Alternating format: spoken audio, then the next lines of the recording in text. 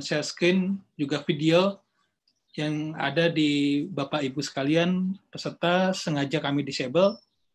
Kemudian jika Bapak Ibu belum melakukan perubahan nama dengan ID unik yang sudah di-share oleh panitia, mohon untuk bantuannya untuk melakukan perubahan nama. Kemudian sesi nanti akan berlangsung kurang lebih 90 menit. Ada sesi paparan dari pembicara kita, kemudian dilanjut dengan sesi tanya-jawab.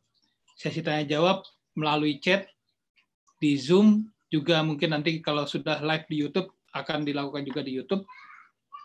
Mohon menyertakan selain pertanyaan juga ada nama dan jabatan atau instansi Bapak Ibu sekalian. Kemudian mengenai materi ataupun rekaman juga e-sertifikat untuk kegiatan ini akan dikirimkan melalui email oleh panitia kira-kira 2 minggu setelah kegiatan ini berlangsung. Mungkin itu saja sedikit informasi yang akan saya sharing sebelum kita memulai. Kita akan mulai di pukul 13.00.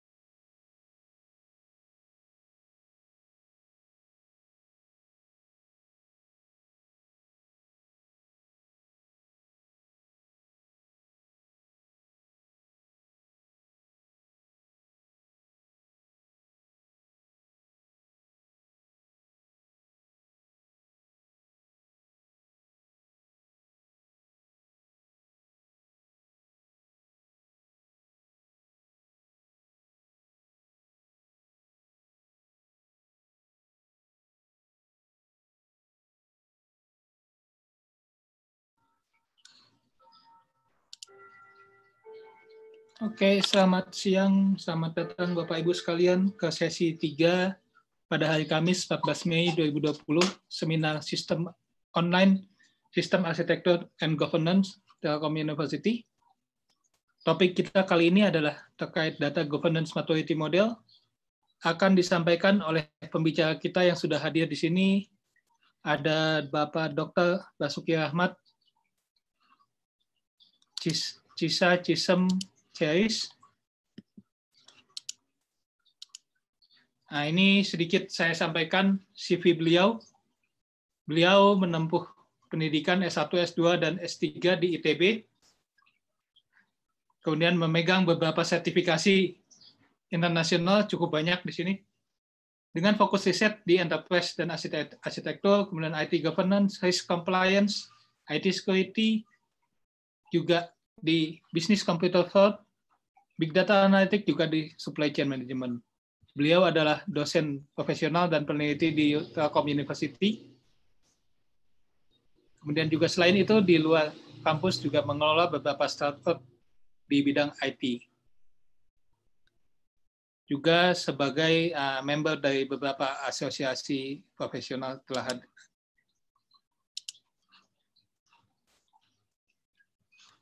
Oke, mungkin untuk selanjutnya saya persilakan kepada Pak Basuki Rahmat.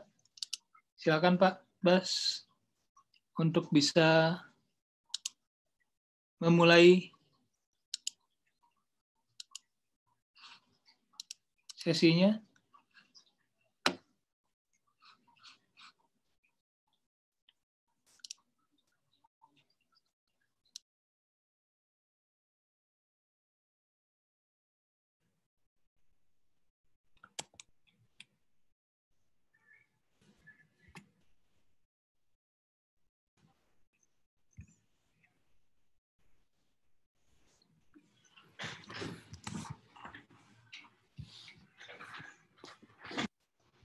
Baik, selamat siang.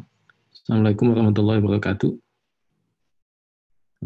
Selamat sejahtera untuk Bapak Ibu, rekan-rekan semuanya. Suara saya jelas ya, Mas Rian? Cukup jelas, Pak. Baik, makasih. Terima kasih atas partisipasinya untuk event ini bagi Bapak Ibu sekalian. Hari ini saya coba sedikit sharing tentang data governance, tapi kita batasi pembahasannya sebenarnya di maturity modelnya. Ini adalah overview materi yang kita coba bahas dalam kesempatan ini. Jadi kita nanti akan bahas sekilas apa itu data governance. Kemudian tentang maturity model. Maturity model cukup banyak, tapi kita nanti akan fokus di maturity model yang basisnya CMMI, yang diterbitkan oleh CMMI. Kenapa saya pakai itu? Karena CMMI itu sekarang sudah diakuisisi sama ISAKA, jadi nanti akan nyambung dengan IT governance. Kemudian khusus untuk Bapak Ibu yang tertarik penelitian di bidang data governance, nggak cuma maturity modelnya, saya nanti sampaikan sedikit ini hasil browsing saya lah. Ada satu peneliti yang dia melakukan pemetaan topik-topik yang mungkin bisa digunakan sebagai judul penelitian terkait data governance. Oke, kita sekarang masuk ke bagian pertama tentang apa itu data governance. Nah, di bagian sini nanti kita coba lihat apa itu komponennya, kemudian sebenarnya hubungan antara data governance dengan IT governance itu seperti apa. Kemudian juga komponen utamanya seperti apa, nanti kita akan bahas sekilas di sini. Nah, pertama adalah ini, mengapa kita butuh data governance. Ini topik ini memang sedikit dibahas, lebih sedikit dibahas di kampus-kampus di Indonesia, karena yang paling banyak dibahas itu biasanya sih IT governance, paling banyak lagi IT governance yang menggunakan COVID. Nah, tetapi dalam dunia nyata sebenarnya dua hal yang berbeda sekali ya tidak, tetapi memang saling terkait. Nah, kenapa kita butuh data governance? Karena kalau data governance itu lemah, biasanya itu kita bisa lihat dampaknya itu ketiga hal ini. Pertama adalah proses bisnis yang tidak efisien. Yang keduanya adalah kegiatan data manajemen itu berlebihan, tetapi ironisnya yang ketiga adalah kita nggak mendapatkan advantage, strategic advantage atas informasi kita. Nah, sederhananya sebenarnya kalau kita punya data governance yang lemah, kita harus mengeluarkan cost berlebih untuk mengelolanya, tapi juga kita kehilangan value atas keberadaan data itu. Nah, value ini bisa banyak kalau bisnis, bisa loss revenue, tapi kalau di dalam public service seperti pemerintah, bukan loss revenue, tetapi sebenarnya fungsi pelayanan publiknya jadi berkurang. Contoh sederhana misalnya terkait pelaksanaan pembangunan, ketika misalnya data yang dipakai sebagai dasar perencanaan pembangunan itu akurasinya itu tidak bagus, maka alokasi budget dan programnya juga pasti tidak bisa optimal gitu. Kira-kira begitu sederhananya. Nah, ini ada 4 contoh yang dari pengalaman sebelumnya, masalah-masalah utamanya, tapi ini lebih banyak di private kalau yang saya sampaikan di sini. Pertama adalah rekonsiliasi datanya itu eksesif, terlalu lama. Kenapa? Karena kalau ada isu kualitas data, kita itu harus mencari orang. Orang ini yang paling ngerti data ini siapa? Bukan organisasi yang bekerja gitu.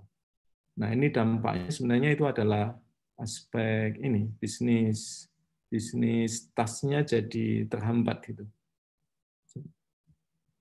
Yang kedua adalah data yang buruk untuk analisa bisnis. Nah, kalau data yang buruk dari analisa bisnis ini sebenarnya ujungnya nanti itu adalah ini. Kalau misalnya contoh sederhana, kalau misalnya kayak di bank itu, dia harus membuat model risk atas pihak-pihak yang mengajukan kredit karena dia tidak oke modelnya, ya berarti nanti sebenarnya yang diterima untuk kredit itu bisa berisiko secara bisnis dia. Nah, ini kenapa? Sebabnya karena data producer biasanya tidak terlalu peduli sama kualitas data. Soalnya ya asal diisi atau misalnya itu bukan tanggung jawab kami, data itu tanggung jawab IT.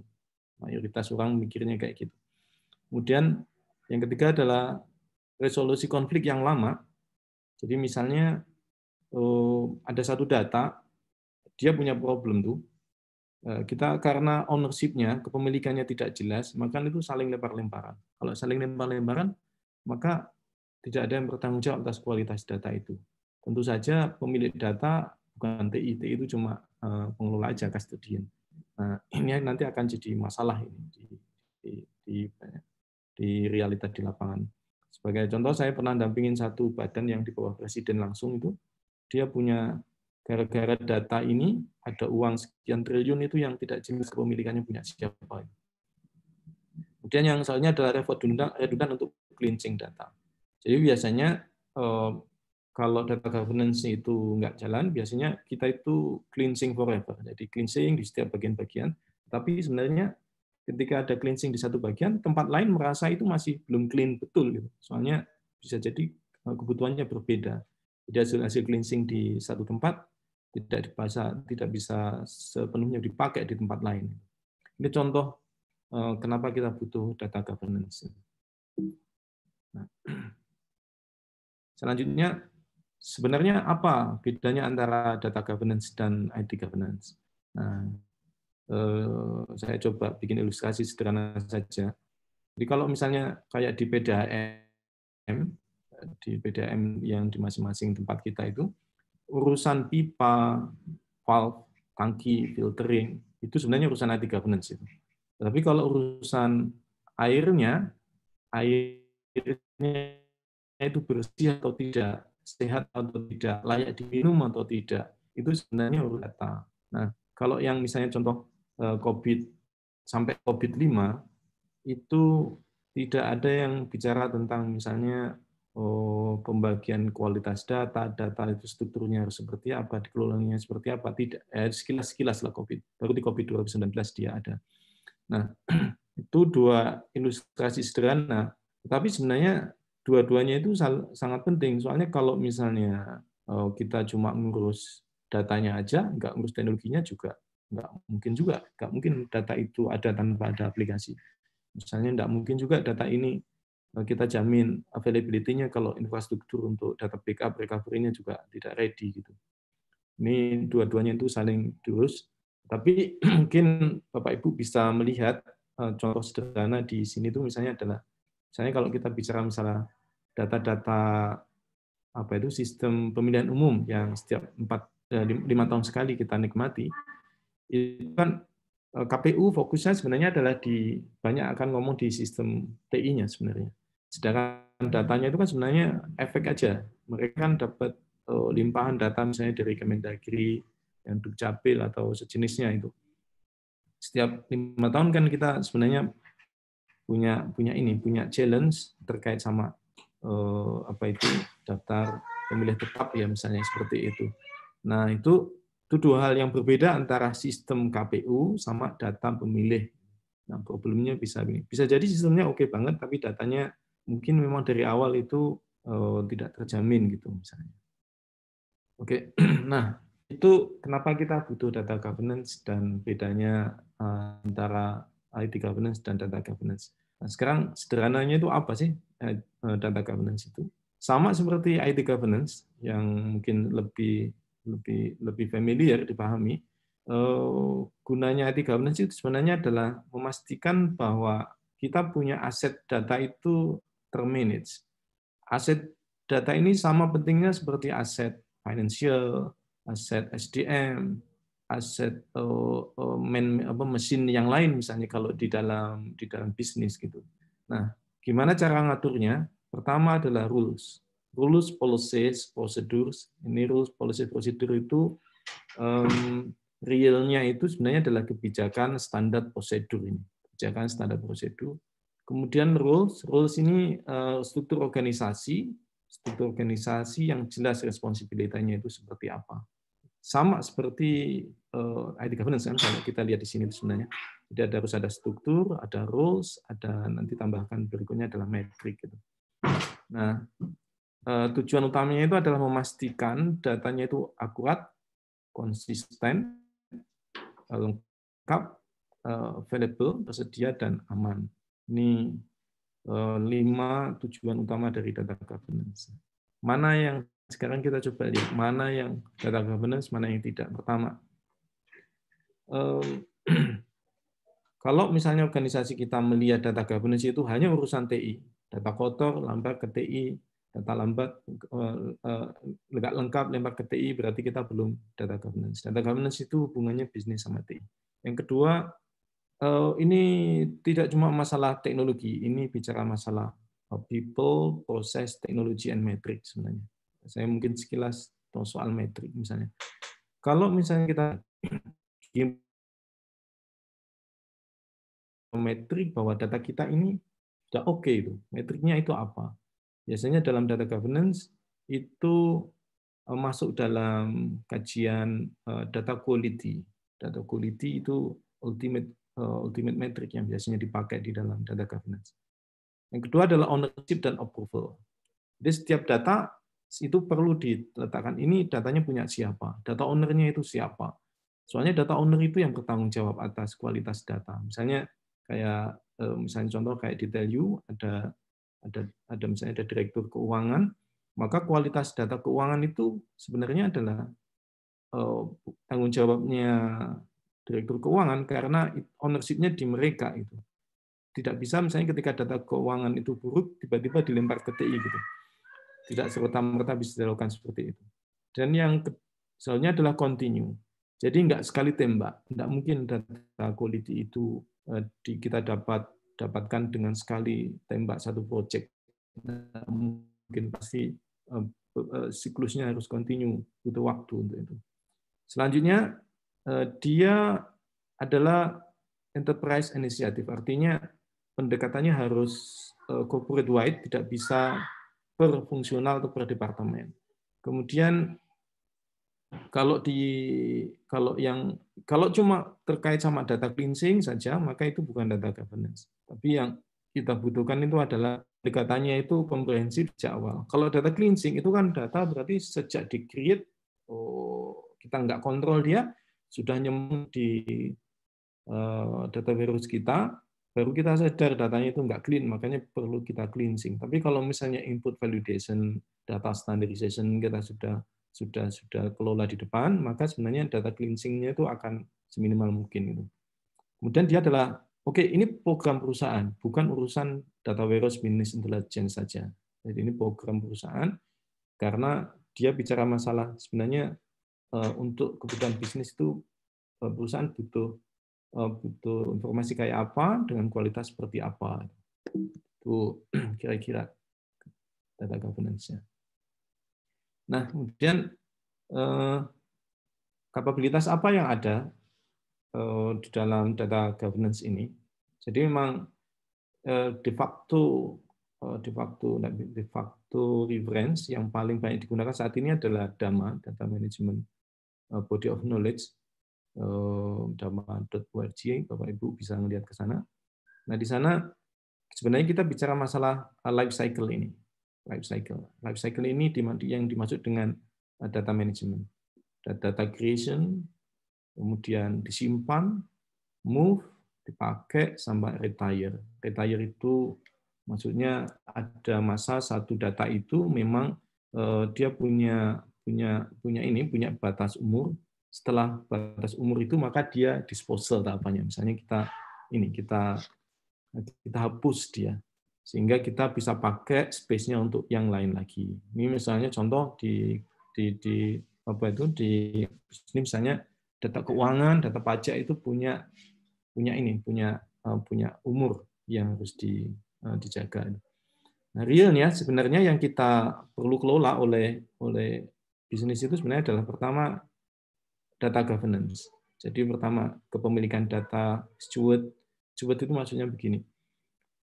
Yang menentukan standar data itu adalah data owner, tetapi kalau data steward itu sebenarnya yang dia day-to-day manage-nya. Misalnya saya direktur keuangan, saya menunjuk staf saya sebagai data steward, represent saya, tetapi dia itu hanya untuk mengelola isu-isu rutin data.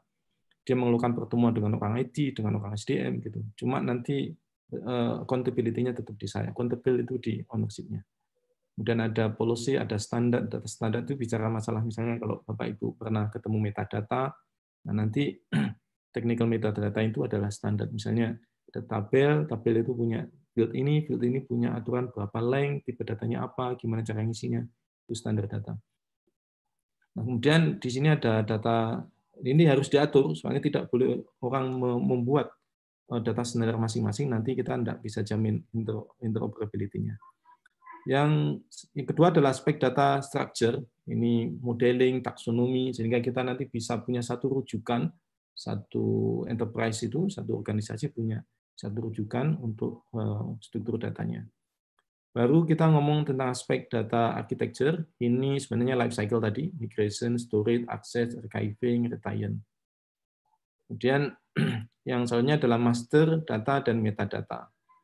Nah, di dalam ini master data adalah data yang dia itu sering kenapa master, kalau di pemerintah namanya data induk.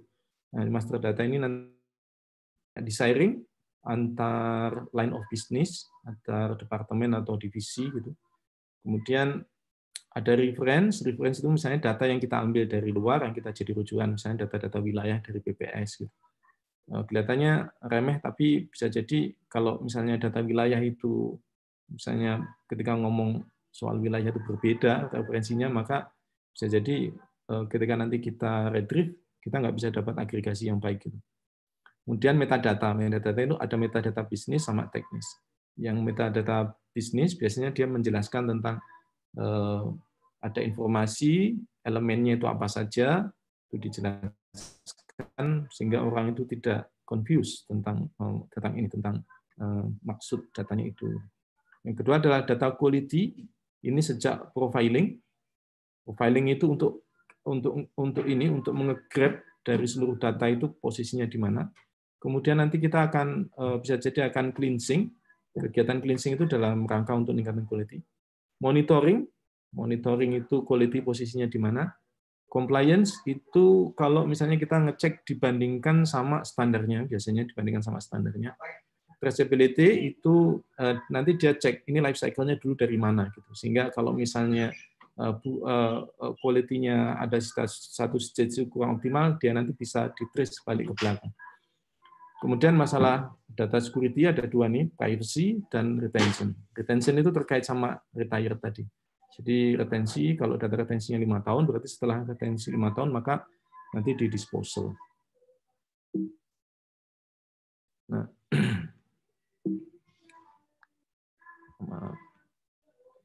sekarang apa komponennya? Ini sekilas. Jadi pertama adalah aspek people.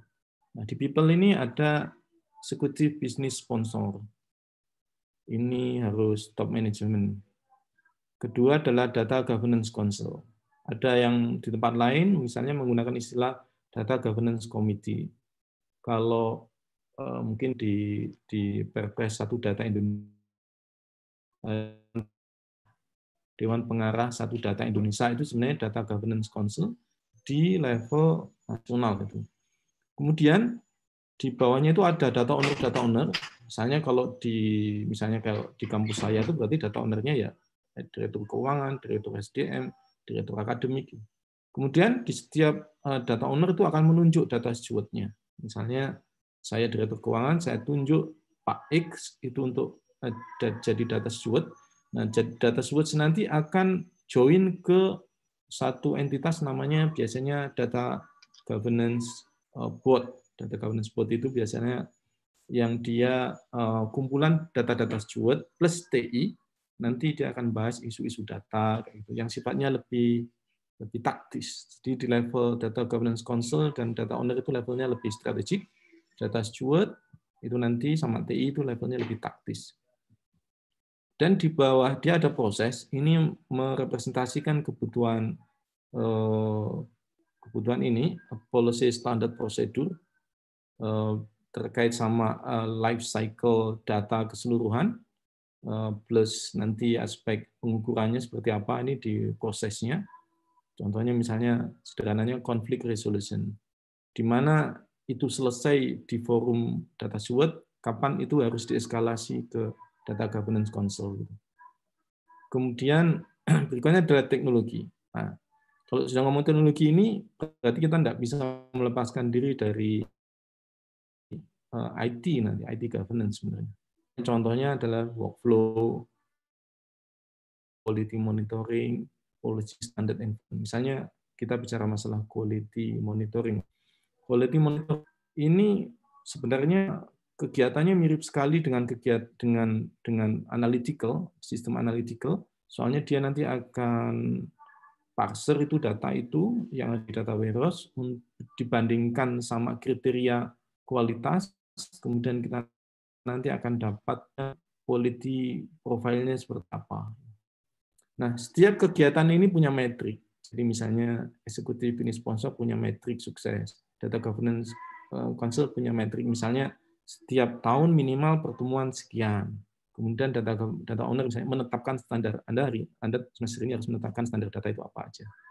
Kemudian kita nanti bisa melihat di metriknya itu juga included kualitas datanya itu sendiri, itu masuk ke dalam metrik ini. Baru setelah itu di bawahnya baru kita punya data macam-macam. Ada OLTP, ada dokumen, ini berarti structure, ini structure.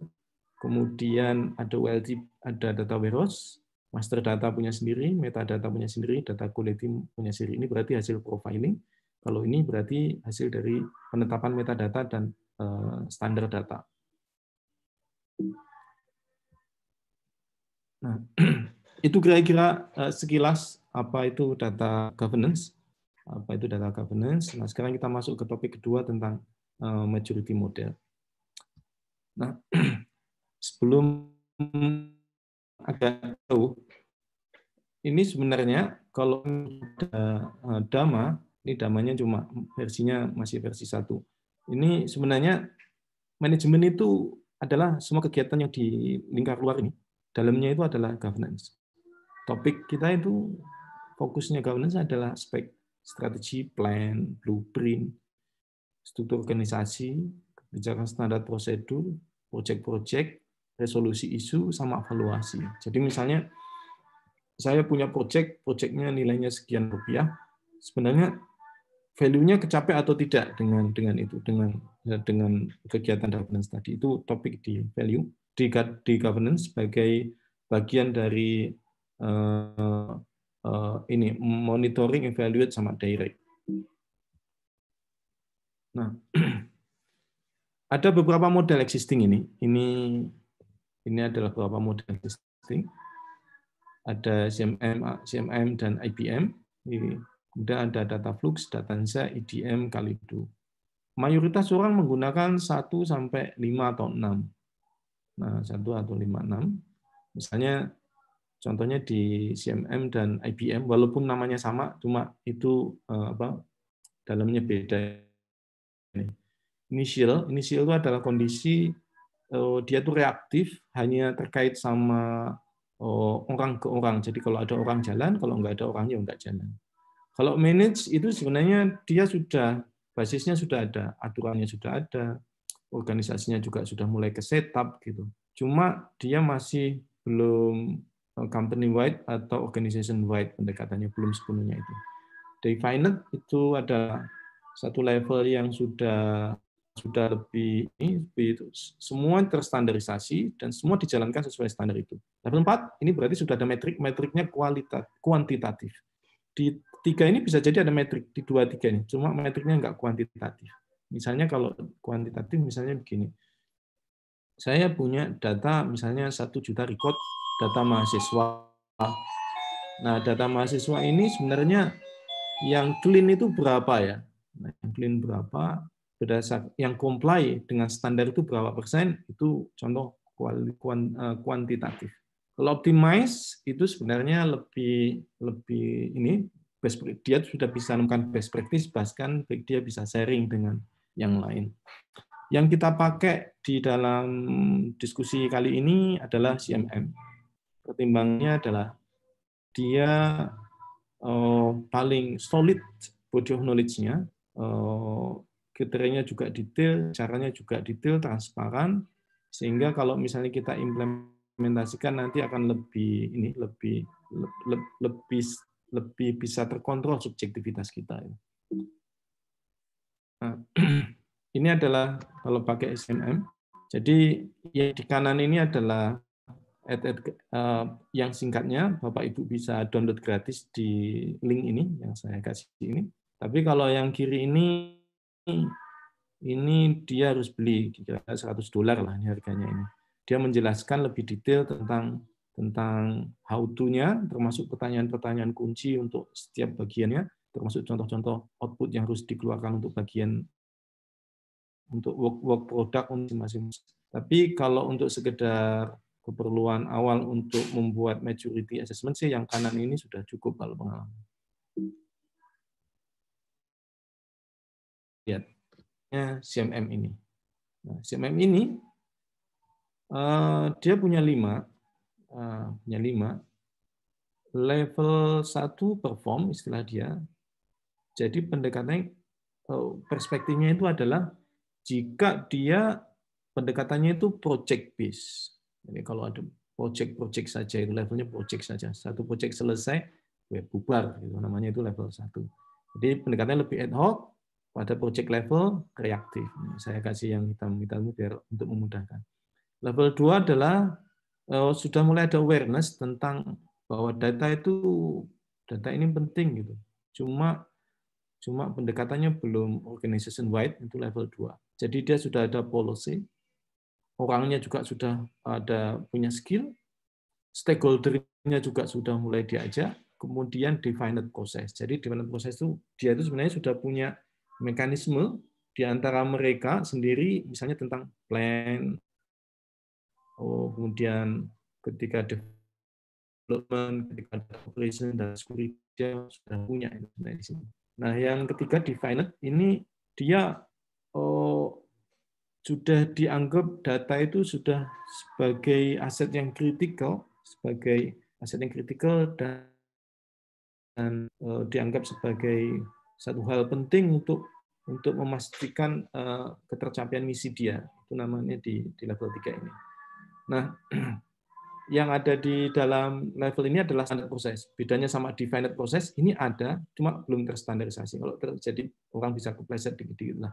Kalau pakai COVID zaman dulu, defined proses itu ya ada konvensi gitu ya, cuma belum bisa jadi belum formal sebetulnya. Tapi kalau di standar proses ini berarti sudah formal, misalnya dalam SK direksi atau kepala lembaga atau instansi gitu. Kemudian consistently followed, jadi diikuti secara konsisten oleh semua role yang terkait dengan data management ini. Dan di level 4, ini spesial. Jadi sehebat-hebatnya level 3 ini, kalau metriknya itu enggak kuantitatif, itu tidak pernah naik ke level 4. Jadi ini nomor 3, level 3 itu adalah dianggap penting, kritikal, tapi kalau 4 dianggap sebagai bagian dari competitive advantage. Itulah sebabnya kalau untuk keperluan compliance minimal 3. Tetapi kalau kita mau menang bersaing, tidak mungkin kita 3. Jadi kita harus masuk minimal ke 4. Nah, jadi proses metriknya kuantitatif, kemudian dia semua proses itu diukur kinerjanya. Ada ukurannya untuk ini. Ini level keempat. Level kelima, berarti ini kita sudah menang di industri, kita sudah dipandang sebagai leading. Kemudian di level ini adalah kita sebenarnya adalah sudah lebih jauh lagi, bahkan kita ini semakin kritikal sehingga di sini tuh improvement opportunities-nya rutin dilakukan plus ini spesifik sekali. Jadi kalau kita sudah punya pengalaman, berhasil kita share ke industri. Jadi orang tahu, belajar dari kita, itu level 5 atau optimize. Nah, itu kira-kira adalah 5 level menurut CMM untuk data governance. Sekali lagi, kalau kita dalam rangka compliance, dalam konteks misalnya risk management, minimal berarti di 3. Tapi kalau kita ingin bersaing, kita harus kejar sampai minimal ke 4. Itu rule of thumb-nya kira-kira begitu. Nah, sekarang sebenarnya kategorinya itu apa aja? Ini adalah cara memandangnya, cara pandang CMMI untuk data governance, maturity model, dan menurut saya ini cukup solid, dan karena dia sudah diuji di banyak jurnal juga, saya kira ini secara ilmiah bisa dipertanggungjawabkan. Pertama adalah aspek data governance, ini tadi masalah ownership organisasi gitu. Dan masalah strategi, ada aspek strategi. Yang ini masalah strategi, business case, jadi orang itu harus punya strategi. Kalau tidak punya strategi, kita tidak punya arah. Adalah data quality-nya bisa didefinisikan dengan jelas dan dikontrol, itu data quality-nya. Yang keempat, punya data operation. Data operation itu ya sejak development sampai retirement data operation. Kemudian dia juga punya platform dan architecture yang memadai untuk mendukung semua 4 blok yang lain itu. Kira-kira itu, jadi misalnya contoh, nah gambar ini memberikan insight yang bagus. Contoh sederhana adalah sebenarnya apa hubungan antara data governance dan strategi. Ini berarti kan strategi ini perlu pengawasan, dan itu tanggung jawabnya governance. Data quality itu juga perlu pengawasan. Kalau kita lihat di sini, gunanya governance itu adalah pengawasan sama memastikan kepatuhan. gunanya governance yang utama. Sedangkan untuk strategi, yang paling utamanya itu sebenarnya adalah aspek collaboration bisnis, alignment. Kemudian di strategi ini dia akan definisikan sebenarnya kalau kita mau menuju sebuah goal tertentu, kita sebenarnya butuh data yang kayak gimana. Nah, data itu harus berkualitas kayak gimana. Itu harus ada di dalam data quality ini. Data strateginya itu. Kira-kira itu contoh membaca gambar ini seperti itu. Intuitif dan cukup genuine gambar ini saya kira. Nah, sekarang kita coba masuk sepintas. Pertama adalah area data governance strategy. Ini kategori, ini area. Kategori data governance strategy, areanya adalah aspek strateginya itu sendiri.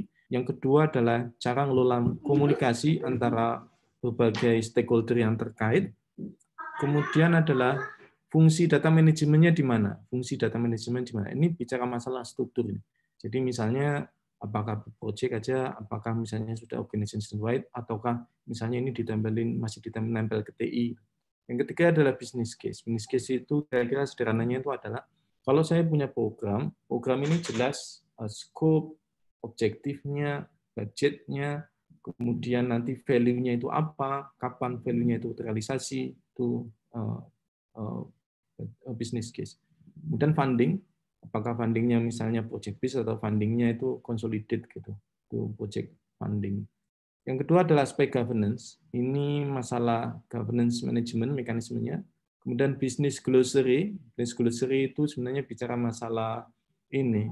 Kalau ada sekumpulan data, sebenarnya makna data itu secara bisnis itu apa? Makna datanya itu kayak gimana? Ada orang lain itu mengatakan misalnya business glossary itu ya mirip level metadata tapi level ke bisnis gitu. Tapi intinya sederhananya adalah business glossary itu adalah kalau misalnya ada satu data entity itu punya makna apa, terdiri dari elemen apa saja. Kalau metadata berarti dia lebih teknis, mungkin setara sama mungkin Bapak Ibu yang pernah tahu mungkin mirip kayak contohnya kayak data dictionary kalau yang teknik metadata. Kemudian data quality ini bicara masalah data quality strategy, ini bicara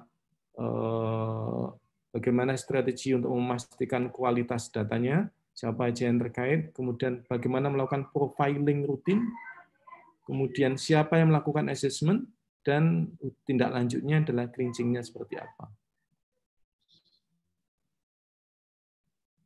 Kemudian selanjutnya adalah data requirement, data operation, ini sejak requirement, life cycle tadi, sampai retirement, sampai ini providernya siapa. Sometimes kadang kita punya providernya di luar kita, gimana manage dia. Itu topik di data operation ini. Kemudian selanjutnya adalah di platform and architecture, ini bagaimana architecture approach-nya. Mungkin Pak Ibu bisa misalnya bisa ngelihat contoh architecture yang public knowledge itu di MIC2 metodologi, itu open source, bisa dibuka di sana. Standarnya seperti apa untuk aplikasi, untuk infrastruktur, untuk aplikasi yang bisa dibagi lagi, untuk metadata management, master data management. Dan data management platform, ini bicara masalah platform teknologi yang dipakai. Kemudian data integration, ini masalah gimana cara ngambil data-data dari sumber-sumber data, ditarik ke satu tempat dalam konteks untuk melakukan data quality profiling. Kemudian bagaimana cara menyimpan data, kemudian archiving, sama retention. Misalnya maksudnya kalau data itu kita punya 5 tahun, tetapi misalnya yang dipakai sering itu cuma 2 tahun, berarti kan data yang tahun ketiga, 4, 5 kita archive saja. Nanti kalau sudah lebih dari 5 tahun, kita retensinya habis, baru kita disposal. Selanjutnya ada namanya supporting process.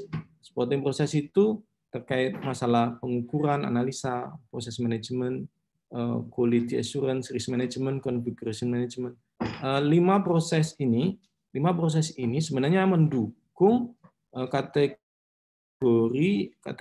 yang lain. Nanti Jadi artinya kalau 5 proses ini jalan keberjalanannya akan mendukung proses area yang lain yang di kategori hidup atasnya tadi itu. Nah, sekarang gimana cara mohon maaf ini Pak Rian, coret-coretannya apa ya?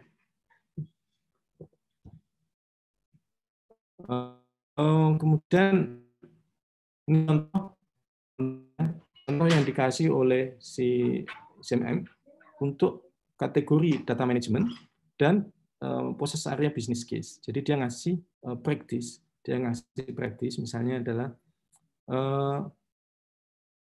yang level 1 business case sebagai project inisiatif aja. Kemudian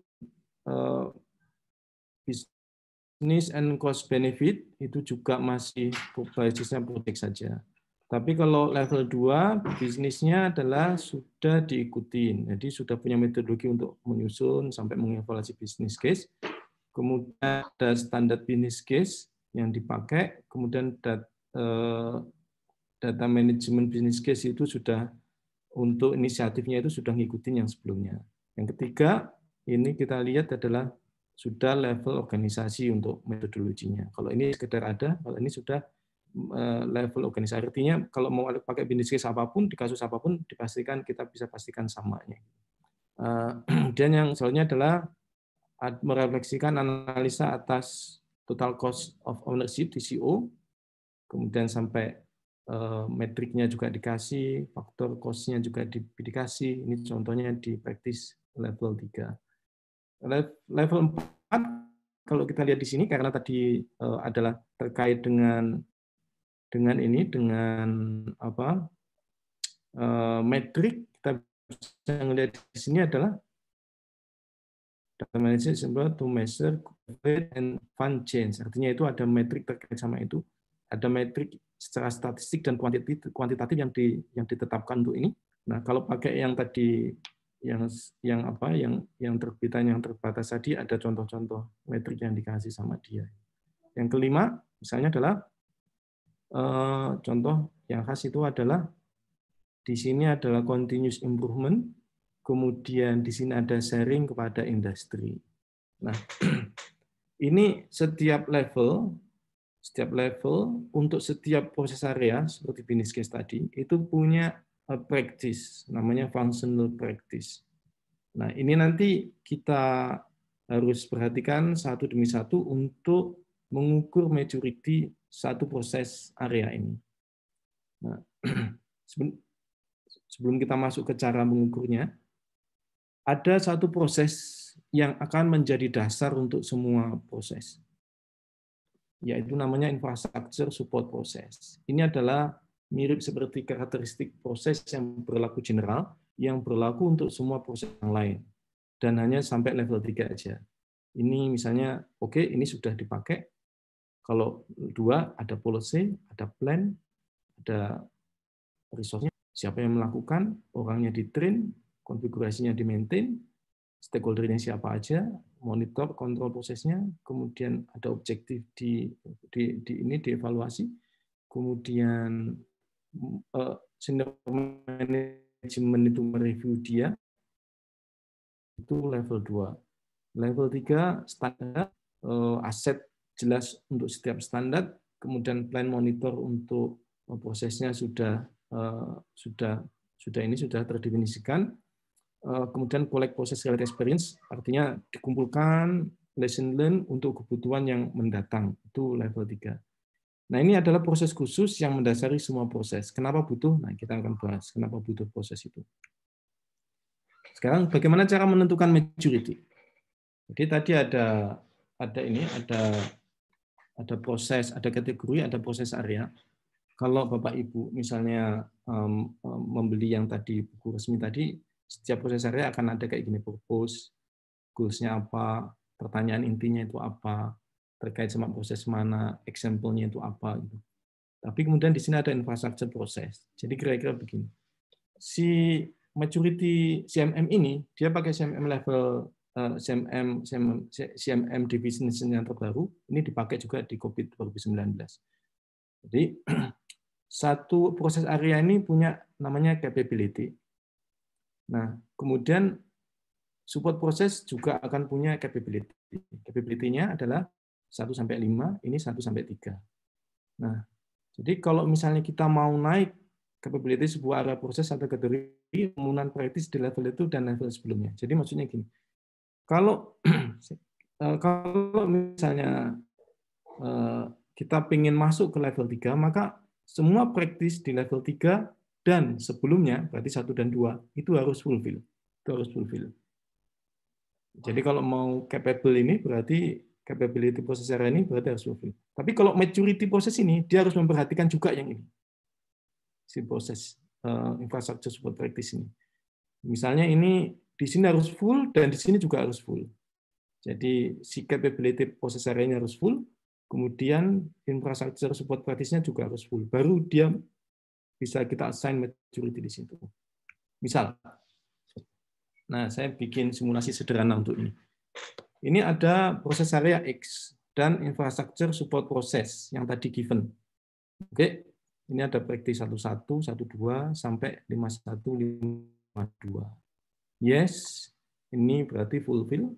No berarti tidak fulfill. Yes, yes, yes, yes, yes. Ini berarti kira-kira berapa ini? Capability si proses area ini. 1 lewat, 2 lewat, 3 nggak lewat. Soalnya ada no-nya di sini. Jadi kalau mau 3 full. Walaupun mungkin 4-nya ada yes, dia nggak peduli. Akan lihat kayak sistem medali gitu. Kalau medali di SEA Games, Asian Games kan 1 emas lebih berharga dibandingkan 100 perak. Jadi sama ini. Ini berarti harus yes semuanya. Nah kalau ini yang support area berapa ini? Berarti kan ini 1 oke, 2 oke, 3 oke. Jadi kira-kira ini berarti 2, ini 3. Jadi maturity-nya berapa nih? Dia akan memilih yang paling kecil berarti. Maturity berarti 2. Jadi kalau dia mau 3, si capability proses area yang tadi harus fulfill semuanya ini. Fulfill semuanya. Nah, itulah yang itu juga yang digunakan di COVID sebenarnya. Cuma COVID 2019 belum rilis aja, tapi tebakan saya kayak gitu. Soalnya CMM versi terakhir yang dipakai oleh COVID 2019 itu ya seperti ini caranya.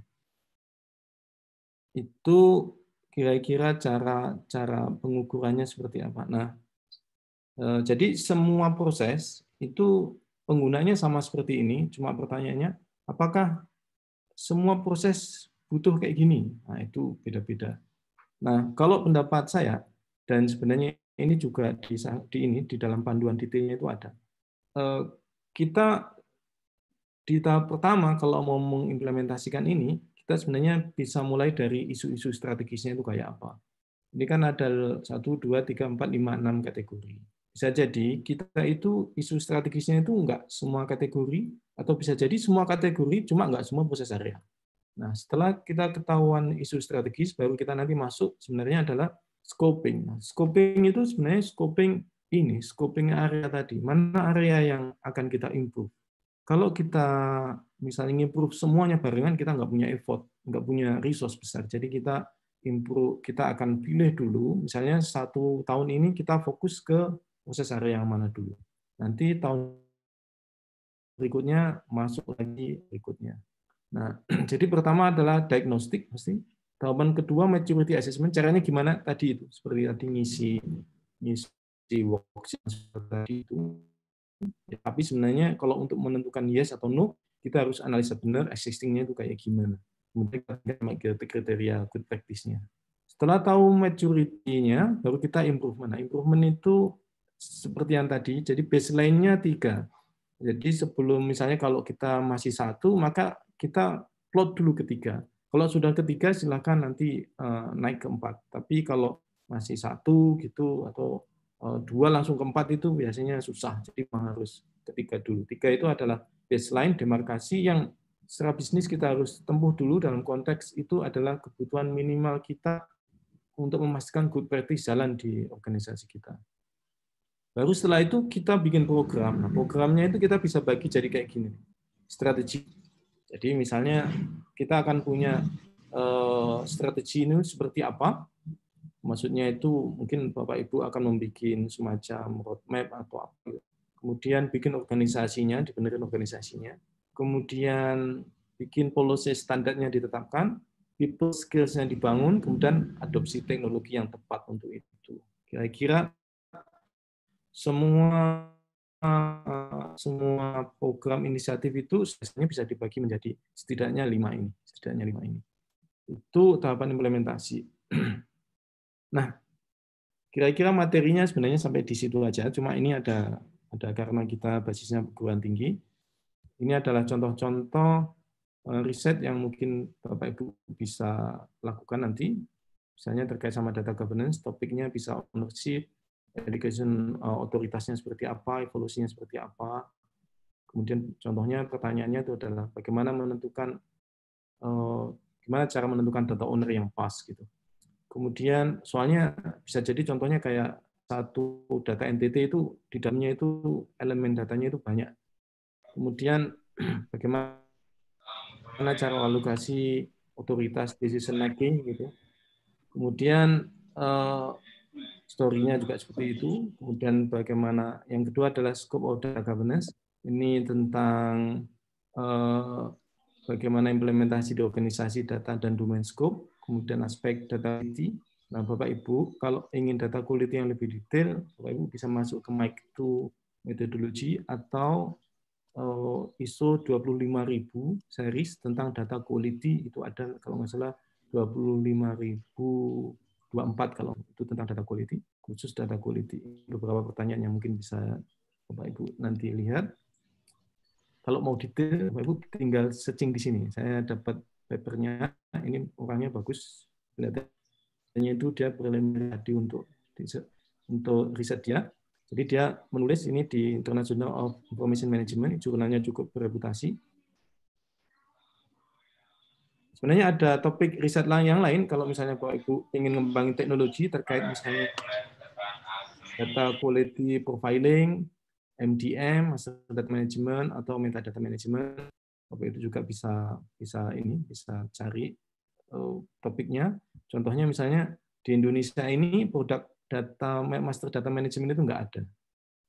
Jadi kalau Bapak Ibu pengen punya itu nanti bisa dipakai di banyak ini. Apalagi sekarang kan ada satu data Indonesia itu. Kemudian metadata management juga, misalnya talent bisa cuma banyak pilihan gitu. Data quality profiling ini saya kira termasuk paling banyak kemungkinan untuk riset, soalnya ini levelnya analytical. Jadi bayangkan kita misalnya punya 50 database, data kita tersebar di 100 database, gimana cara kita melakukan data quality profiling itu. Nah, ini pendekatannya bisa menggunakan data warehouse intelligence, atau kalau misalnya datanya unstructured, Bapak Ibu bisa menggunakan yang platform untuk misalnya Spark atau Hadoop gitu untuk main di sini.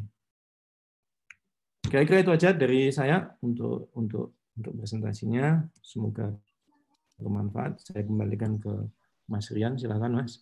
Ya, Pak Basuki, terima kasih banyak Pak atas sharing pengetahuannya. Ini sudah ada beberapa pertanyaan nih Pak dari peserta. Mungkin kita akan sampaikan satu persatu Pak ya, langsung dijawab. Pertama dari Al-Maki Pak, Telkom University juga. Bagaimana kemudian bisa dikatakan bahwa dia adalah pemilik data? Apakah di tempat data itu di-create atau tempat data itu banyak disimpan atau digunakan misalnya, atau bagaimana? Contohnya misalnya kalau kode provinsi, kota, kabupaten, kode kota itu siapa pemilik datanya? Kemendagri atau BPS? Itu Pak, mungkin pertama. Oh, oke. Iya, betul. Data owner itu sebenarnya adalah dia itu yang paling berkepentingan sama bisnis dia sebenarnya, sama bisnis dia. Dan memang harus terus tidak boleh lebih dari satu. Tidak boleh lebih dari satu.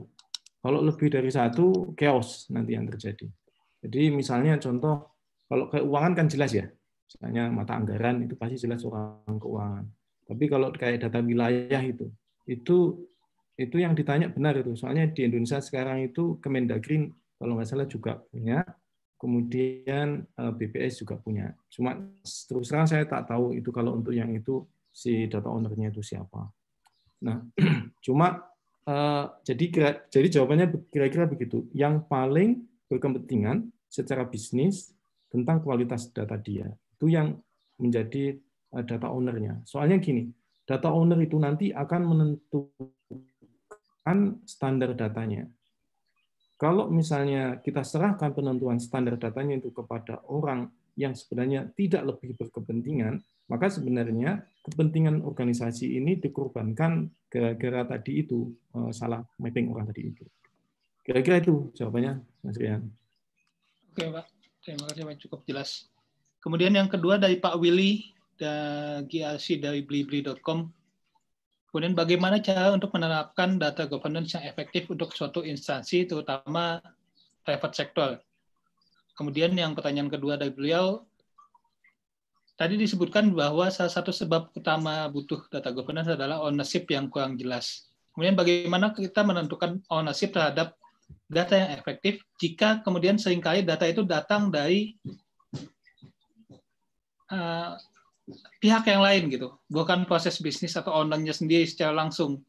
Jadi dia semacam perusahaan IT yang berbasis microservices, artinya kan data itu keluar dari luar ya informasinya. Mungkin itu, Pak. Oke, yang pertama mana yang efektif? Jadi mungkin gini, mungkin ada beberapa pendekatan untuk yang seperti ini itu. Misalnya kalau pakai Dama itu dia bagus strukturnya, cuma metodologinya kurang kuat. Jadi kalau misalnya ini saya sarankan Anda bisa belajar namanya IBM Data Governance Process, itu namanya apa itu Suarez, nah dia itu gini basisnya itu. Jadi pertama kita akan memulai sebenarnya mana yang paling valuable secara bisnis, Ada orang bisa jadi dia fokusnya itu sebenarnya di standarisasi datanya bisa jadi, karena masalah dia itu sekarang susah untuk tuker-tukeran data antar bidang gitu. Berarti dia harus bikin metadata manajemen sama master data management.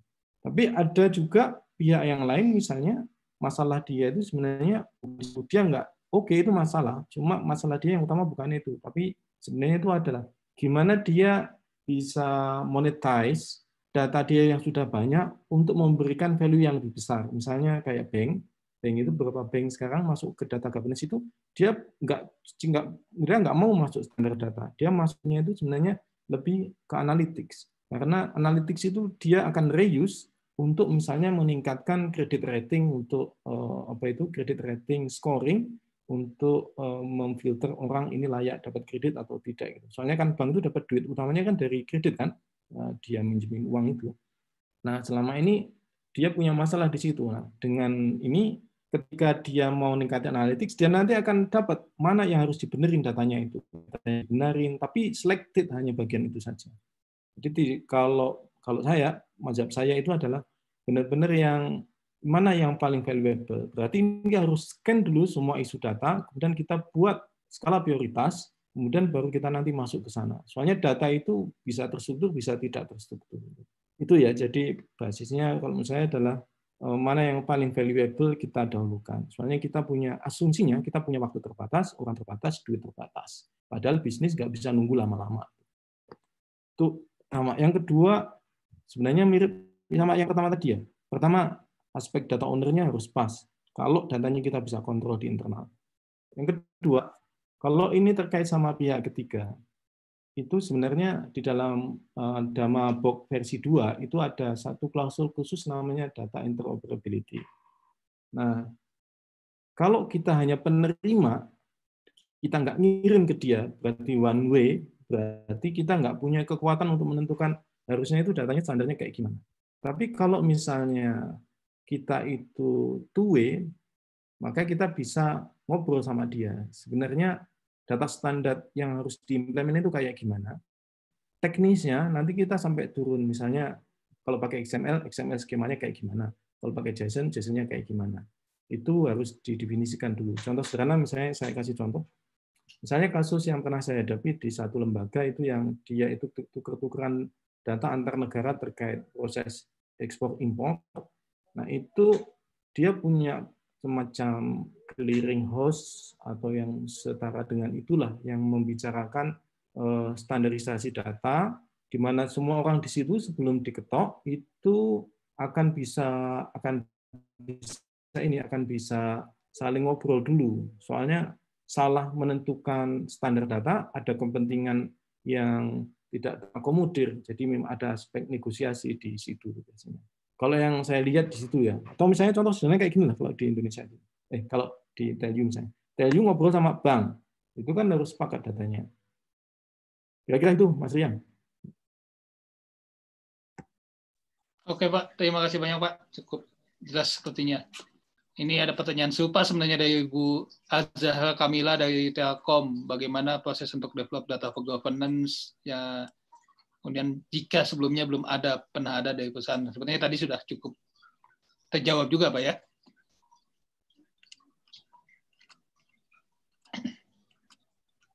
Selanjutnya dari Hangga Pata Pratikyo, apakah relevan untuk menilai kualitas data menggunakan working paper sebagai pembanding metriknya? Karena kita ketahui dalam melakukan penilaian biasanya memiliki kategori data yang banyak. Nah, jika tidak relevan, apakah ada tools yang mempermudah untuk melakukan penilaian? Ini juga sama adalah pertanyaan serupa muncul juga dari Pak Derajat dari BINUS. Ada tidak template untuk data management model dalam bentuk Excel? Gitu, Pak. Oke. Untuk Excel, Bapak bisa download gratis. Saya tuliskan di chat ya, namanya My2 Methodology.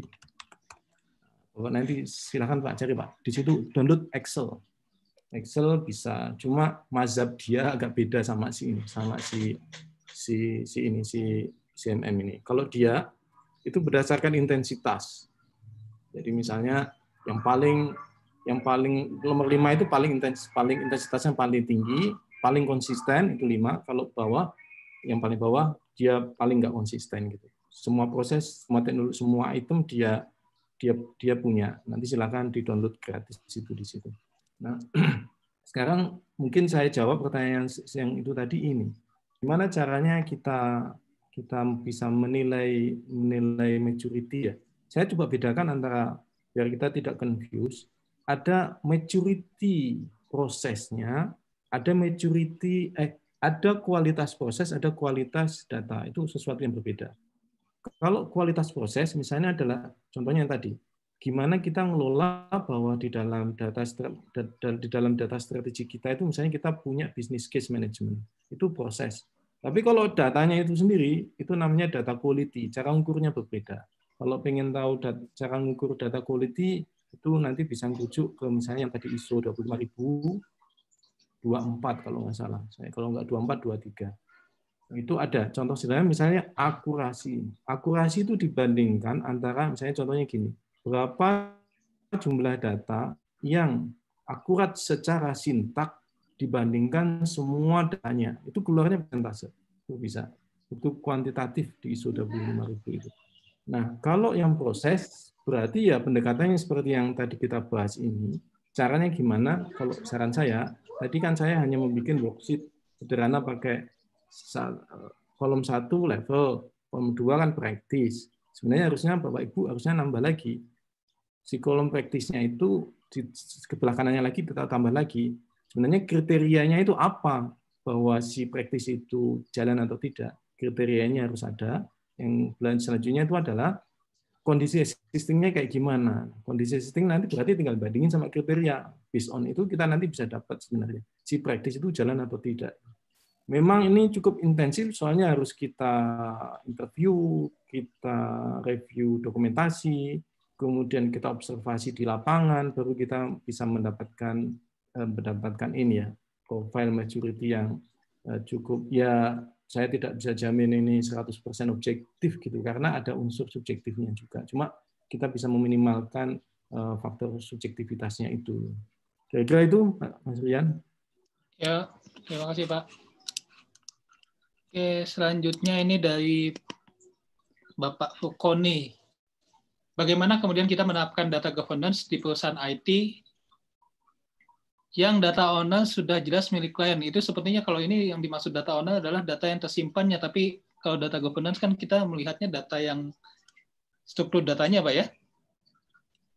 Gimana Mas? Jadi ini pertanyaannya itu beliau menanyakan bahwa bagaimana penerapan data governance di perusahaan IT atau software house untuk data owner yang sudah jelas milik klien. Namun untuk penerapan di lingkungan pengembangan sistem, terutama pada proses SDLC-nya dan proyek pengembangannya.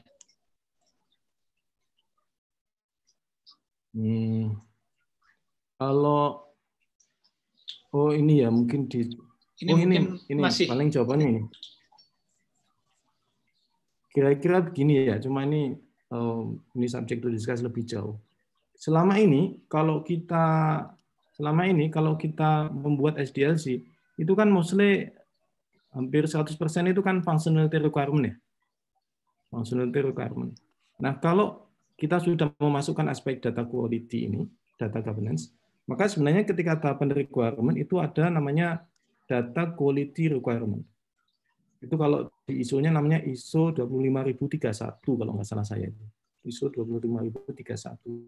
Itu how define data quality requirement ketika kita misalnya mau merencanakan sesuatu termasuk mau mendevelop aplikasi. Artinya di situ nanti sebenarnya kita sudah punya target, kemudian nanti kita tarik ke belakang untuk mencapai itu seperti apa standar datanya. Ini jadi dasar misalnya bagi developer misalnya untuk mengatakan ini field ini tidak boleh nul ini. Field ini tidak boleh nul. Atau misalnya field ini cara pengisiannya adalah seperti ini. Misalnya kayak date. Date itu kan macam-macam ya, dimasukin ke dalamnya, ke dalam field itu. Atau misalnya range, apa itu range ini? Range jenis kelamin itu ya, laki-laki, perempuan, LP.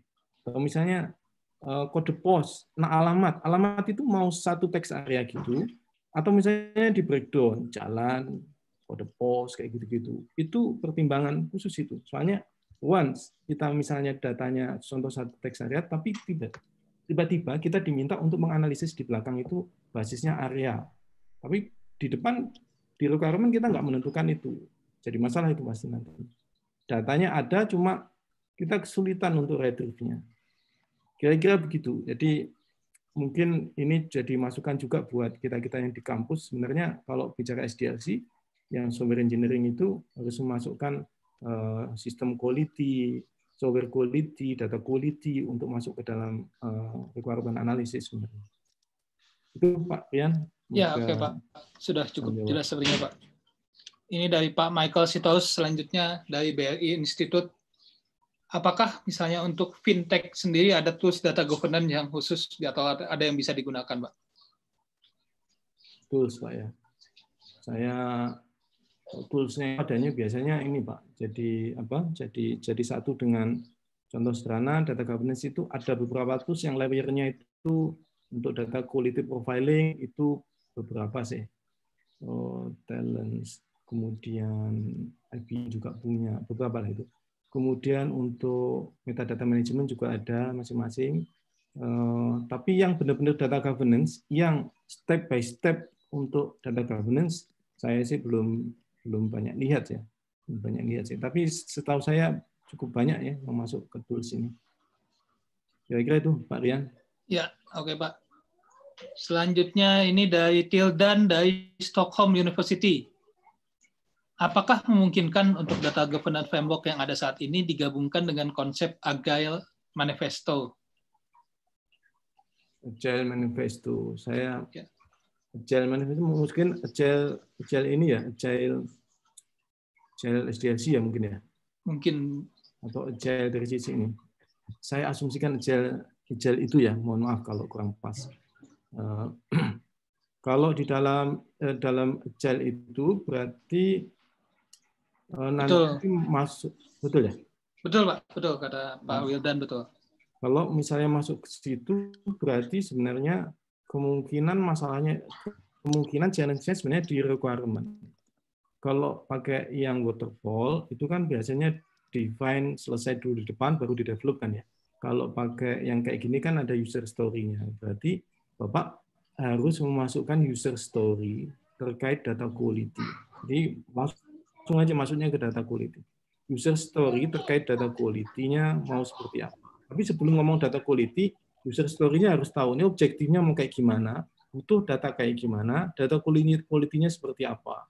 Itu mereka harus ngomong di user itu. Nanti orang IT akan nerjemahin itu data quality, kalau diturunkan lebih teknis ke dalam data standar itu bentuknya apa. Kalau sudah jelas standar, bisa nurunin jadi RD. Ada tidak jadi data dictionary, RD itu deploy. Kayak gitu. Jadi itu mungkin, ini karena mungkin masih sekalian juga mungkin lagi riset di sana.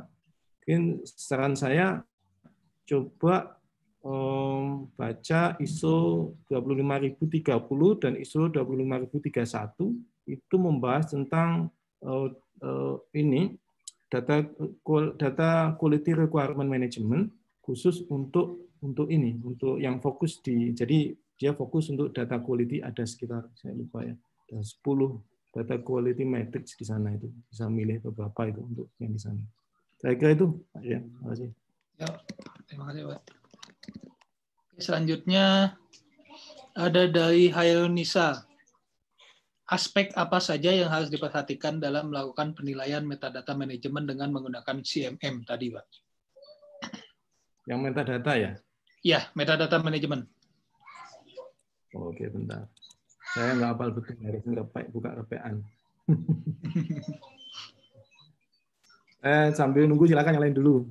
Oke, sambil nunggu mungkin ada satu lagi dari Asrul Fadilah. Ya. Salah satu komponen data yang governance yang disampaikan terkait dengan data valuation. Apakah ada cara atau standar yang dapat digunakan dalam menilai valuasi atau nilai ekonomi dari data? Nah, kalau tadi pagi kan kita bahas tentang IT valuation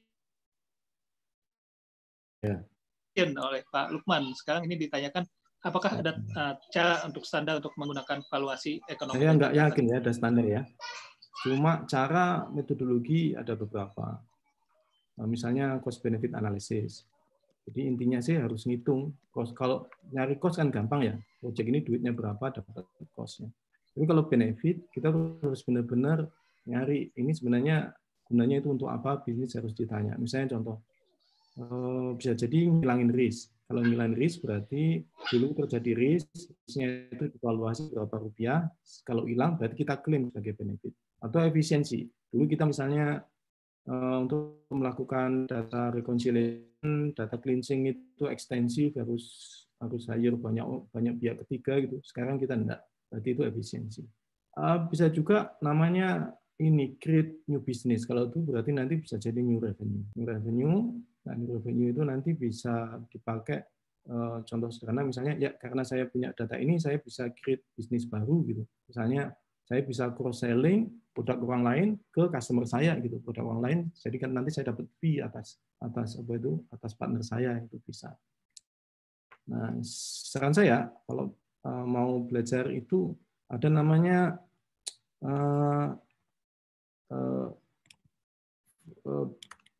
bisnis, saya tulis di sini ya, business value dials.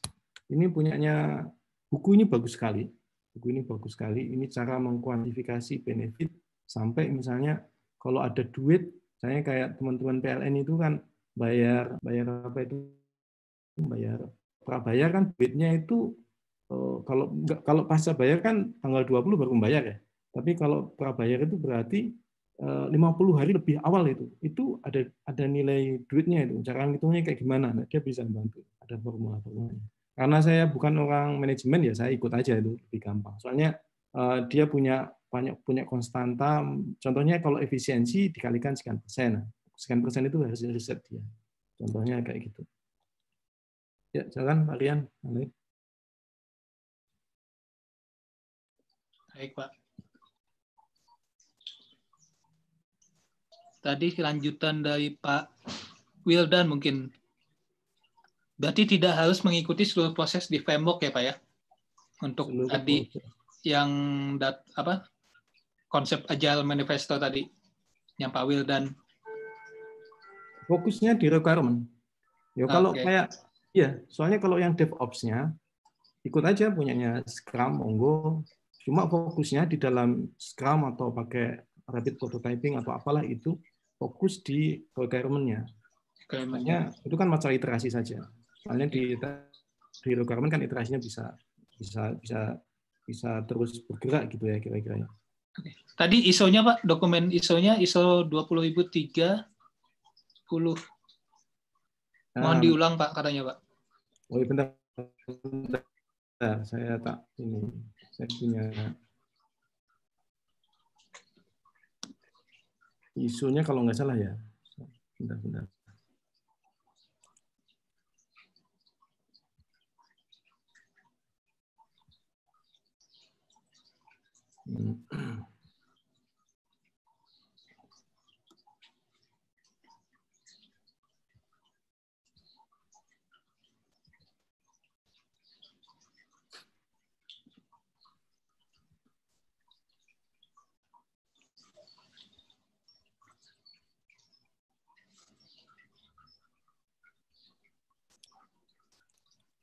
Nah, ini daripada saya lupa, saya share aja.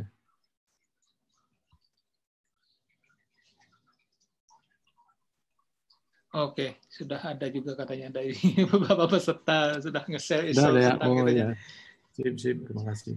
Oke. Ini Pak kalau mau. Nah ini punya sambil di-share juga nih. ISO-nya. 25.020 ya. Ya. Jadi 24 ya. Fokus aja ke 24 ini. Kalau ini untuk software ini. Oke. Mungkin sudah cukup jelas ya Pak Wil dan kalau terkait ISO-nya. Oke, mungkin itu pertanyaan terakhir Pak untuk sesi ini. Terima kasih banyak Pak Bas atas sharing knowledge-nya. Kemudian juga setelah ini kami mohon Bapak Ibu sekalian untuk bisa mengaktifkan dulu videonya karena akan dilakukan sesi foto oleh panitia untuk mungkin ada Bu Asti atau Bu Belia nanti akan ada mengarahkan untuk sesi fotonya. Ya, baik Bapak Ibu, saya akan melakukan screenshot. Ini kebetulan ada 6 halaman, jadi mohon agak lama ditahannya. Saya mulai dari halaman pertama ya Bapak Ibu. 1, 2, oke, halaman pertama sudah. Saya masuk ke halaman berikutnya, halaman 2.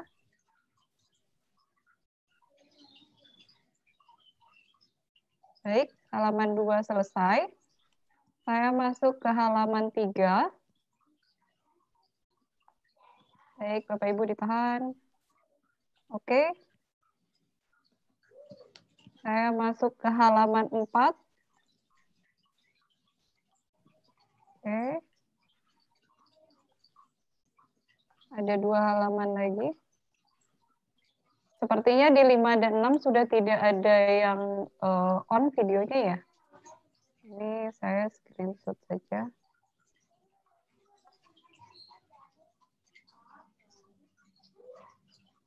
Baik, sudah selesai Pak Rian? Sudah selesai Bu. Terima kasih banyak kalau begitu Bapak Ibu sekalian atas kehadirannya di sesi seminar online Lab Research System Arsitektur dan Governance Telkom University siang ini. Sampai kita bertemu dengan materi-materi yang lain di kesempatan yang lain. Terima kasih banyak. Wassalamualaikum warahmatullahi wabarakatuh.